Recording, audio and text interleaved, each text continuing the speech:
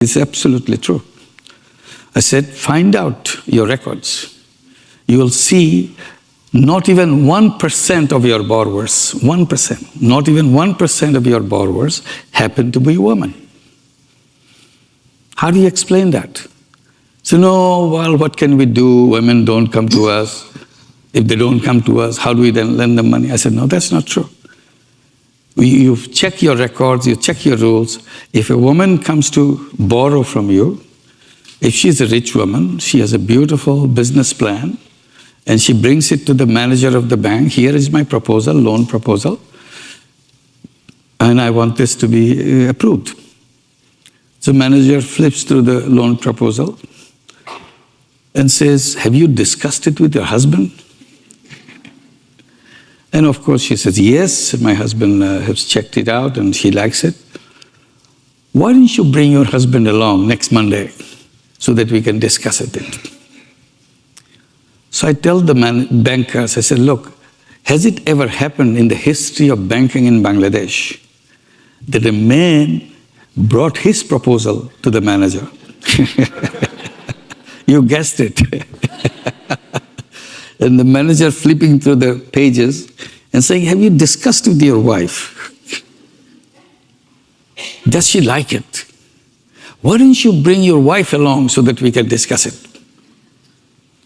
Then all the bankers laugh. I said, your laugh proves that how wrong you are. You have no justification whatsoever. And that's the cause why women cannot get in. So you hide it in your rules and say they don't come. Why should they come? If you're throwing it back to their husbands again, there's no start. I was talking about this experience in a gathering about 2 years back in Geneva. And a group of bankers were there and other people interested in our work were there. And that went very well discussed, and I told the story about how women are rejected from the banking system as a class, not as a rich, poor or something. And a woman who happens to be high official in the government, a Swiss government, she concluded and everything is over, so we are walking out of the room. She grabs me, she says, you know what, Dr. Yunus, what you just said about, I said, what? About the woman not getting money from the bank? I said, yes, it's a terrible thing in Bangladesh. He said, no. She said, not Bangladesh, Switzerland.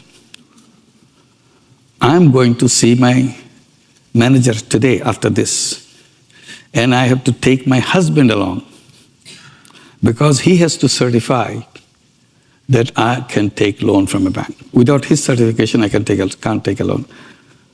So I said, I'd never thought of that. I only thought about Bangladesh. I didn't know Switzerland, which is way ahead, has the same kind of restrictions on giving a loan to women. So this is how you kind of build up your system, which accommodates all these rules which keep women down. They can't move up. They are not as a kind of independent person. They have to be somewhere tagged along with men someplace else. So I can give you tons of those stories on that.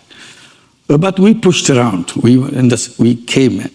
When we started giving loans, we wanted to go to the women. Women said, don't give it to me. I don't know what to do with money. I'm afraid of money. Give it to my husband.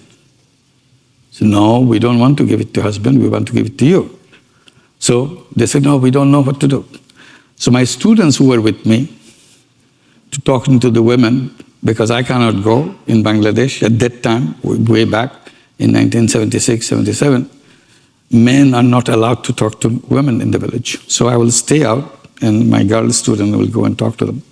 By the way, the girl students that I'm talking about are here, those who did it. All these people who worked with me in Bangladesh, all the Bangladesh delegation, this is a very special moment since we came for the prize award. So we have a big delegation.